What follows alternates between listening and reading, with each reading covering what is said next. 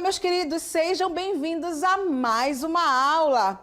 Eu sou a professora Adriana Cabral, do melhor componente, que é História. E convido vocês, então, a participarem e observarem comigo o nosso objeto e detalhamento da aula.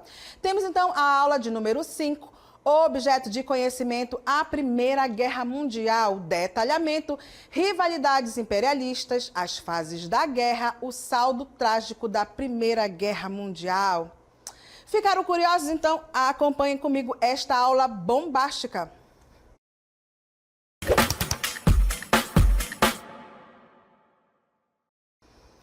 Queridos, vamos falar então da mãe de todas as guerras, que é então a Primeira Guerra Mundial. Observe então esse cenário que eu estou aqui, aonde a gente vai ver então, uma guerra generalizada na Europa. E nós vamos ver também que esta guerra, ela também se chamou de a Primeira Guerra Mundial, e ela foi ali de 1914 a 1918. E a gente vai ver então que esta Europa, ela fica, então, pós a guerra desorganizada. Por isso, olha só, aqui nós temos, então, várias casas quebradas, ruas, então, também. Por quê? Porque ela foi uma guerra aonde as potências, elas vão realmente mostrar aí o seu poder bélico, o seu poderio, então, de armamentos, ok? Então, vamos começar, para a gente começar, então, a entender esse contexto histórico, nós vamos, então, ver os antecedentes da Primeira Guerra Mundial. Olhem só, nós temos então a Primeira Guerra Mundial, ela foi um conflito envolvendo vários países entre 1914 e 1918 na Europa. As origens remontam a meados do século XIX, quando as grandes potências europeias disputavam entre si mercado consumidor. Disputavam entre si também o quê? Matérias-primas, metais preciosos lá na Ásia e na África. Então, observem comigo aqui que essa parte, então, aí da Europa, as grandes potências, elas começam, então, não é mesmo, a disputar o quê? Essas matérias-primas, principalmente aí, não é mesmo, os tesouros, então, da Ásia, da África e da Oceania, que eram o quê? Os diamantes, o ouro, a prata, tudo aquilo que eu pudesse, então, utilizar para começar, então, aí a comprar armamentos, a investir no meu país, ok? Então, olha só, essas potências imperialistas ali, muito ligada também ao segundo processo da Revolução Industrial, eles vão começar a querer mostrar o quê? O que cada país ele pode, então, oferecer, não é mesmo? E disputar. Por quê? Porque todos querem fazer investimento na sua própria localidade, no seu próprio país. Por exemplo, a Inglaterra, a França, a Bélgica, a Alemanha, todos eles ali estão, então, exatamente disputando territórios lá na Ásia e na África. E isso vai fazer com que haja, então, entre esses países, não é mesmo, novos investimentos, então, em armamentos. Por quê? Porque se eu estou disputando território, se eu estou disputando matéria-prima, é claro que eu preciso me armar, caso o meu território, o meu país, ele sofra, não é mesmo, algum tipo, então, aí, de reviravolta, de alguém querendo, então, mexer no meu país. Então, percebam também que é como se a gente estivesse pisando, então, num campo minado, aonde esses países imperialistas, eles começam a disputar essas matérias-primas, a disputar, então, territórios, mas também eles começam a fazer os seus próprios armamentos nos seus países, esperando apenas algum acontecimento para poder, então, fazer o quê, o estopim dessa guerra.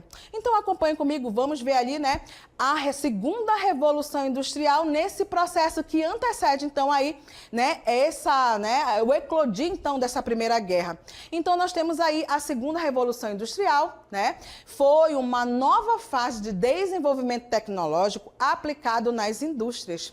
Novas tecnologias passaram a integrar o dia a dia das grandes fábricas. E aí, né, vocês acompanham comigo uma imagem dessa segunda revolução industrial, onde a gente vai ter exatamente aí, não é mesmo, o florescer, então, né, dos veículos automotores, tanto de 4 rodas, que são os veículos realmente, né, ou as motocicletas, os veículos, então, de 2 rodas. A principal fonte energética também nesse período era o petróleo, que movia motores de combustão. Eles, aos poucos, foram substituindo os motores a vapor, muito utilizados, então, na Primeira Guerra Mundial. Observe, então, comigo, né, que nós estamos exatamente pegando aí novas fontes de energia. Se antes a gente utilizava muito carvão, agora nós vamos exatamente utilizarmos aí o quê? O petróleo, tá? Então, é agora o quê? A substituição, então, desse, né, motor a vapor para algo mais, né, vamos dizer assim, melhorado, né, porque aí o petróleo vem, depois a gente tem, né, o processo, todo o processo que vai ocasionar, então, aí na gasolina. Então, vocês percebam aí, né, que a gente disputa territórios e, claro, essas fontes energéticas, tá? Então, são os países de industrialização muito ligados, então, à segunda revolução industrial, que estão brigando, tá? Então, são os países que a gente chama nesse período aqui de países imperialistas, tá? Então, nós temos a França, a Inglaterra, a Alemanha também como um grande país, não é mesmo? Que são, então, esses países imperialistas, tá? Que brigam, que querem, então, essas inovações tecnológicas, ok? No seu próprio país, para fazer exatamente aí os avanços tecnológicos. Vamos falar então um pouco então sobre o imperialismo ou o neocolonialismo. Olha só, nós temos então o imperialismo ou o neocolonialismo. Ele foi então o ciclo colonial iniciado pelas nações europeias em meados do século XIX, levando à ocupação intensa e intensa exploração dos continentes africanos e asiáticos. Então, o que é que nós vamos ver, não é mesmo? A gente vai ver, então, que essas nações europeias, elas vão fazer exatamente essa partilha da África, da Ásia e da Oceania. Então, acompanhe comigo essa imagem, que é exatamente uma imagem que vai ilustrar, então, o que foi esse imperialismo e esse neocolonialismo. Observe, então, essas mãozinhas, tá? Que elas vão exatamente mostrar, então, quem são esses países imperialistas. Nós temos aí a França, a Espanha, a Bélgica, a Holanda, a Itália, a Inglaterra, a Alemanha e Portugal. Mas olha só, observa também o que eles estão partilhando, o que eles estão aí fatiando. Exatamente uma imagem, então, aí do continente africano, tá? Lembrando que esses países imperialistas, né, que levam aí o nome do neocolonialismo, por quê? Porque ele é típico do século XIX. O neocolonialismo, ele é, então, exatamente essa ida, então, para a Ásia, para a África e para a Oceania, para disputar ali os territórios por essas nações industrializadas, tá? Por isso, novo colonialismo, tá? Então, eles vão disputar matérias-primas, eles vão em busca de carvão, eles vão em busca também de ouro e eles vão principalmente em busca de petróleo. Tudo isso para quê, né? Para valorizar, então, a industrialização dos seus próprios países. Vamos ver, então, agora as rivalidades que vão surgir dentro, né, dessas potências imperialistas. Acompanhem comigo, olha só, as rivalidades imperialistas e o nacionalismo. Nós temos, então, aí o neocolonialismo avançava a passos largos na África e Ásia, gerando diversos conflitos entre as nações europeias e as colônias, o que intensificava as rivalidades europeias.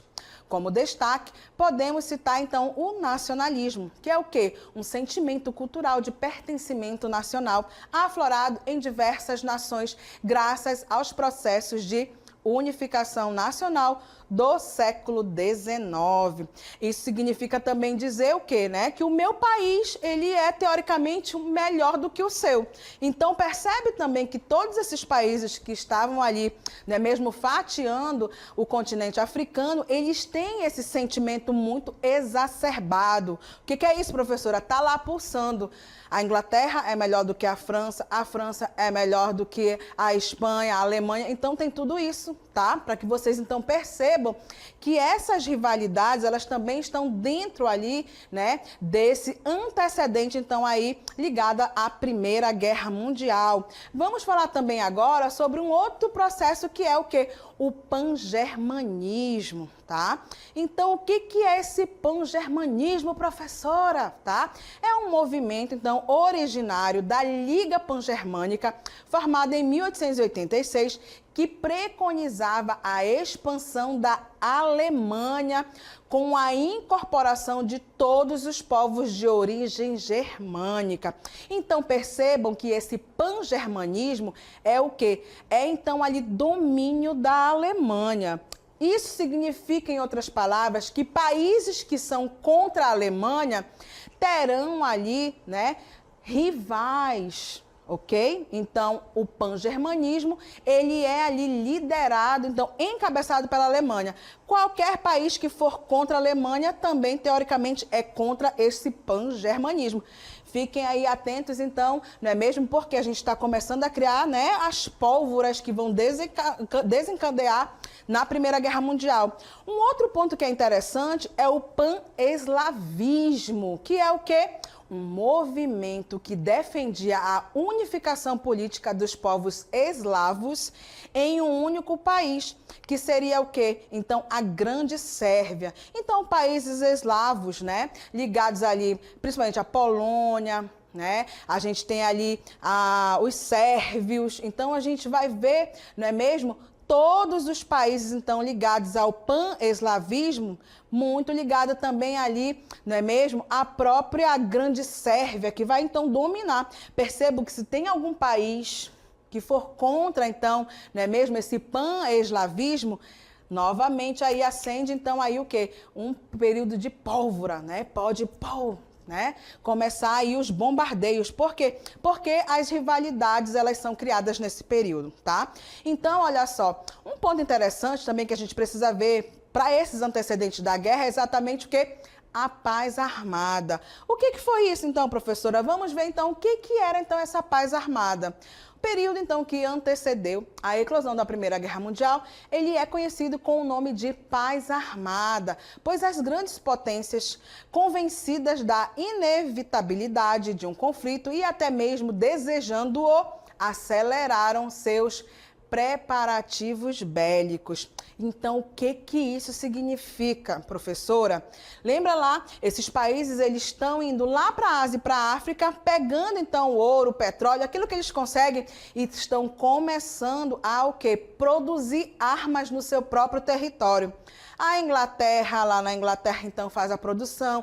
A França, a Alemanha também, deu para entender? Então, lembra lá, até mesmo esses países que eu acabei de dizer para vocês, muito ligados ao pan-germanismo e ao pan-eslavismo, eles também estão fazendo o quê? A produção de armas. Eles também estão fazendo o quê? Não é mesmo? Recrutando jovens, principalmente homens, para a formação de exércitos. Deu para entender? Então, nós temos aí essa paz armada. Isso significa dizer que, lembra lá do nosso, né, caldeirão ou do nosso pisar ali, não é mesmo? A gente fica muito ali, muito ligado a qualquer acontecimento que pode, então, gerar, né, na eclosão, então, da guerra.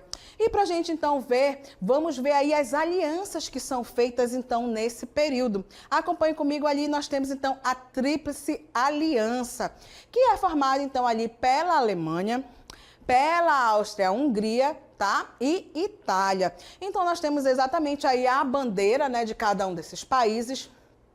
Lembrando que vocês podem encontrar também, né, Império Áustria-Hungria. Perfeito, estamos falando da mesma, né, do mesmo país ali, tá? Então, a Tríplice Aliança de um lado, tá?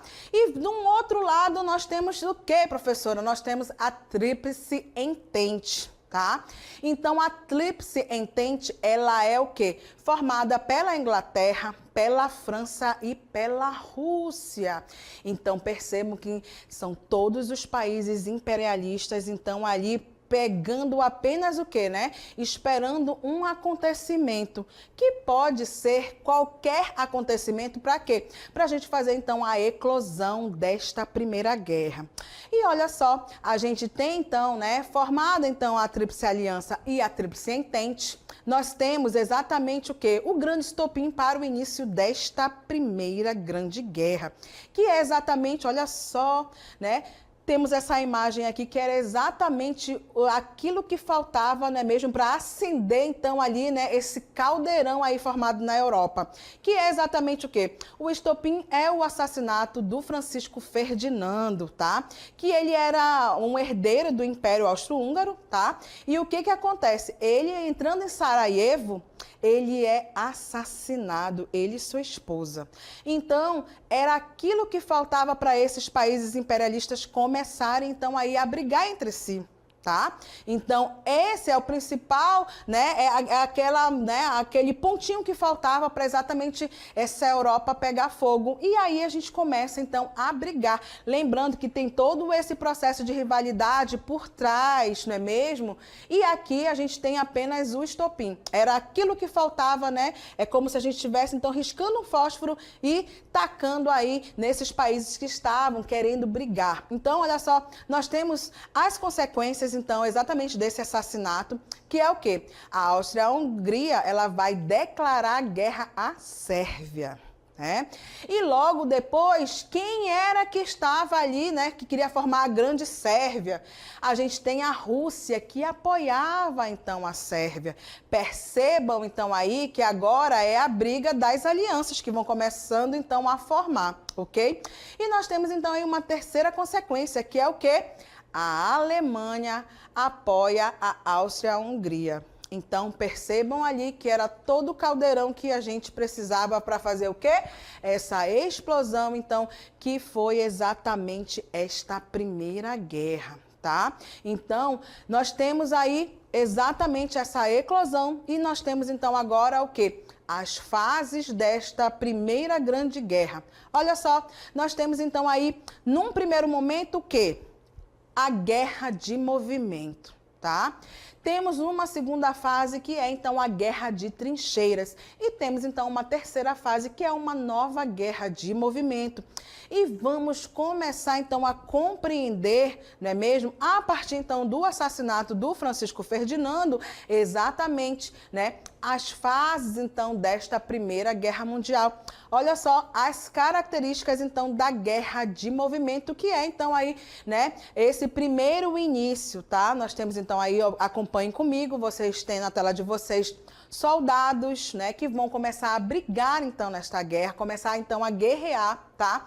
Então, é uma guerra que o nome já está dizendo, guerra de movimento. Nós estamos falando ali de mobilidade. A guerra de movimento, ela é marcada pela rápida movimentação das tropas, pelo uso da cavalaria, veículos motorizados e pela tentativa de cercar e flanquear o inimigo, tá? Que é, então, o que? Que é isso, professora? Nós vamos, então, tatear os territórios. Nós vamos começar a abrigar, né, os países entre si, ok? Então, os reforços, eles vão chegando aos poucos. Os países, eles vão, então, ali, né, começando a enviar tropas para os locais de guerra. E é por isso que o nome está dizendo, é a guerra de movimento.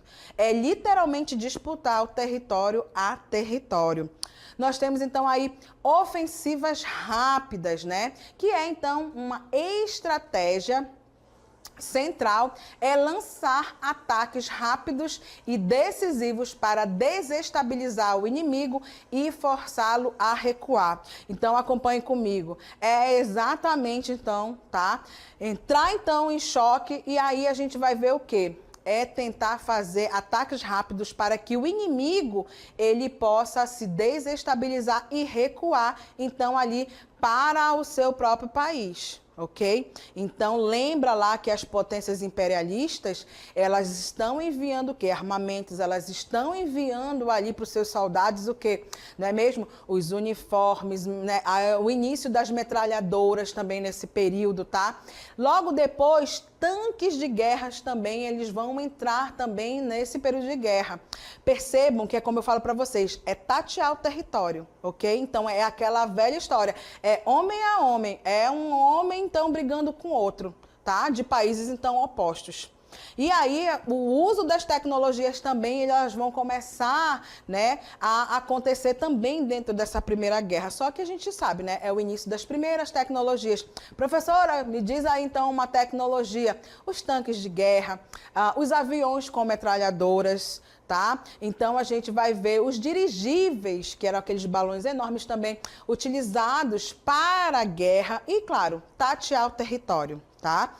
Logo depois a gente vai ver também o quê, né? Os lança-chamas. Só que nesse período aqui, os lança-chamas, a pessoa que lançava, né, por exemplo, as chamas, ela mais se queimava do que ela queimava o inimigo. Porque isso são as tecnologias do período. E, claro, a guerra ela vai acontecendo e a gente vai melhorando os nossos equipamentos, porque o meu objetivo é realmente o quê? Combater, né, o meu opositor, tá bom? Então, são as tecnologias então ligadas a esta guerra.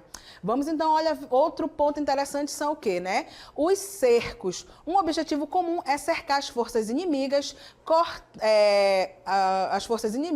cortando suas linhas de abastecimento e forçando rendição em grande escala, tá? Então, ou seja, se eu descubro por onde que está indo água, por onde que está indo alimento, eu vou exatamente tentar barrar esse abastecimento. Para quê? Para fazer com que o país ele recue para o seu próprio território, tá? E olha só, lembrando, essa guerra de movimento, ela é caracterizada por homens passo a passo, disputando então ali o território. Então eu tenho uma ofensiva rápida e a gente vai tentar fazer os cercos, principalmente tentando forçar, né, o meu inimigo, tá, a recuar para o território dele. Por isso eu vou buscar o quê? Local onde ele abastece, aonde está passando água, aonde está passando as novas metralhadoras, aonde eles são abastecidos, ok? Que é para exatamente fazer com que, já que ele não tem ali alimento, já que ele não tem ali os equipamentos de guerra, ele recua então para o seu território, tá?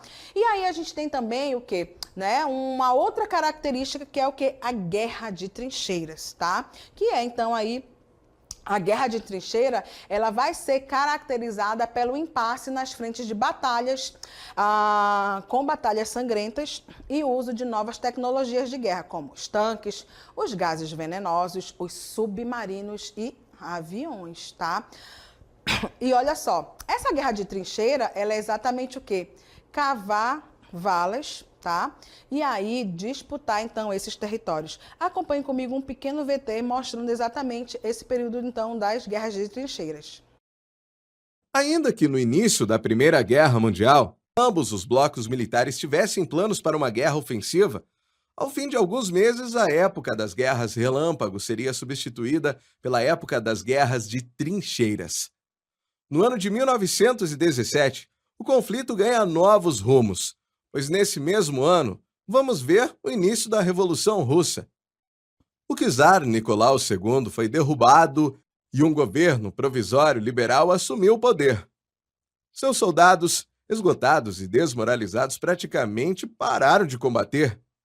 No decorrer da guerra, os Estados Unidos, grande fornecedor da Grã-Bretanha, França e outros países, tinham acumulado débitos e não poderiam suportar o fantástico prejuízo advindo de uma possível derrota anglo-francesa.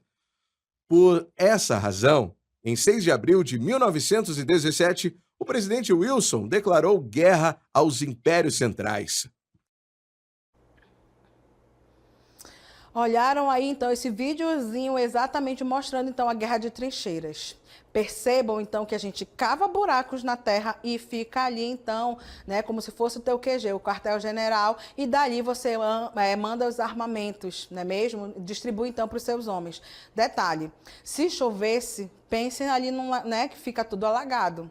Se morresse, o homem ficava, né, o soldado ele ficava ali também, até ser retirado. Então, teoricamente, a guerra de trincheiras, ele é um período interessante, onde a gente vai, teoricamente, realmente cavar, né, os buracos e botar os soldados ali. Só que, né, O problema da guerra de trincheiras é exatamente esse. Se chovesse, alagava tudo. Então, homens ficavam, além de molhados, né, alagados, até que a água descesse e aí continuasse, então, a guerra, tá? Então, percebam também armamentos. Então, tudo fica, teoricamente, ali e a gente vai, então, mobilizando as tropas, tá? Então, a França, a Inglaterra, eles vão se utilizar muito também dessa guerra de trincheiras. A Alemanha também vai fazer isso, tá? Então, isso significa que muitas pessoas também, teoricamente, quando os corpos, eles, né, dos soldados, eles morriam, ficavam lá até ser retirados. Então, você imagina que quando a gente fala de guerra, tá? Todas as agruras ligadas, então, a essa guerra, ok? Mortes, a pessoa ficar ali, né, decompondo até ser retirada e levada, então, para o seu país de origem. Perceba, então, que guerra, né, ela sempre traz, então, aí a perda de vidas humanas, tá? Acompanhe comigo, olha só, em 1917, ocorreram 2 episódios decisivos para o desfecho da guerra. A entrada, então, dos Estados Unidos e a saída da Rússia do conflito. Em abril de 1917, em razão dos ataques submarinos alemães contra navios mercantes estadunidenses, os Estados Unidos passaram a enviar para a Europa grandes quantidades de armas e soldados, além de recursos financeiros. Olha só, acompanha aqui comigo, essa parte ela é interessante. 1917. É quando a gente vai ver, então, se de 14 até 17, antes da entrada dos Estados Unidos, território a território, guerra de trincheiras, nós vamos ver, então, o que aí, né? Que essa guerra, né, que todo mundo achava que não ia demorar nem um ano, ela se estendeu, ela se prolongou. Isso, então, significa dizer, né, que em 1917 a gente vai ter, vamos dizer assim, é como se fosse agora um novo período. Por quê? Porque os alemães, ao afundarem, então, aí os navios dos Estados Unidos, os Estados Unidos estão fora dessa Europa. Isso significa dizer, então, que eu mandava, né, mantimentos para a guerra, mas agora os Estados Unidos, eles saem, então, dessa parte da América do Norte e eles vão atuar decisivamente para o desfecho, então, desta Primeira Guerra Mundial. Lembrando que é a Europa ali que está pegando fogo, tá? Mas os Estados Unidos, eles participavam de longe, enviando, né, mercadorias para essa guerra. Então, olha só, a entrada deles vai ser decisiva. Para o quê? Né? Para que um dos lados ele vença, então, essa guerra. Acompanhe comigo, olha só, na Rússia, triunfava, então, a Revolução Socialista, já que eu acabei de dizer para vocês que a Rússia ela saiu dessa Primeira Guerra, tá? Porque ela passava internamente pela Revolução Socialista. O governo revolucionário assinava o Tratado de Brest-Litovsk. Isso acabaria colaborando com uma nova fase da guerra, né? Que é o quê? A nova fase, então, de guerra de movimento. E é, então, a última fase da guerra, acompanhe comigo aí, né? Uma nova guerra de movimento, com os russos fora da guerra. Os alemães deslocaram suas tropas para a frente ocidental e lançaram uma poderosa ofensiva com o apoio da aviação e da artilharia pesada. A entrada dos Estados Unidos na guerra fortaleceu os aliados e foi decisiva para a definição do conflito. Nesse meio tempo, ocorre uma revolução popular na Alemanha que força Guilherme II a renunciar e proclamar uma república. E nós temos então aí, não é mesmo, o fim então desta Primeira Guerra, tá? Em 1917, as economias das nações europeias estavam seriamente abaladas, o sofrimento da população era muito grande. Ocorriam revoltas populares e deserções de soldados de várias regiões da Europa, enquanto políticos procuravam uma solução diplomática para o fim da guerra. Com isso, as potências centrais se renderam uma a uma e no dia 11 de novembro de 1918 assinaram então o armistício. E um ponto interessante é que, né, chegada então aí ao fim da guerra, a Alemanha, ela vai então aí, né, ser declarada então a grande vilã da Primeira Guerra Mundial, vai assinar, né, o Tratado de Versalhes, aonde vai sofrer muitas perdas, entre elas, não podia ter aí, não é mesmo, um exército, nem começar a fazer produção, então, de armas no seu próprio território. Isso significa dizer, então, que a Inglaterra, a França, os Estados Unidos, eles ganharam, então, aí esta guerra. Exatamente por isso que eles vão impor, então, a essa Alemanha, não é mesmo, várias retaliações, não é mesmo? Então, principalmente aí nós vamos ver que a Alemanha vai ter que pagar, então, aí várias indenizações, então, para esses países, né, que venceram. E a gente tem, então, aí o fim, né, desta Primeira Grande Guerra Mundial. E por aqui eu atingi o meu objetivo, que era, então, trabalhar a Primeira Guerra Mundial, e por aqui, então, a professora se despede.